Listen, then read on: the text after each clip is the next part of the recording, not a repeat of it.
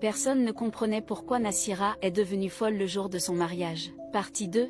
Dis-moi à quelle heure tu regardes cette vidéo dans les commentaires. Ce jour-là, Nassira fut emmenée par des hommes du village. Certains parlaient d'un choc émotionnel. D'autres, plus superstitieux, disaient qu'un esprit avait pris possession de son âme. Les jours suivants, elle ne parlait presque plus. Elle ne mangeait pas, ne souriait plus. Et chaque nuit, dans son sommeil, elle hurlait des mots que seul le silence écoutait. « Maman, rends-moi ma vie, rends-moi mon bonheur. » Le village entier se taisait.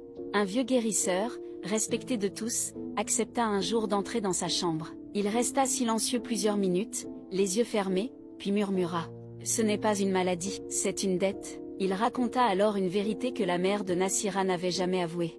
Il y a longtemps, incapable d'avoir un enfant, elle avait imploré les esprits de lui en offrir un. Et les esprits avaient accepté, mais en échange d'un prix. Le pacte disait: « Le jour où ta fille connaîtra le bonheur, tu devras la rendre. » Ce jour était arrivé.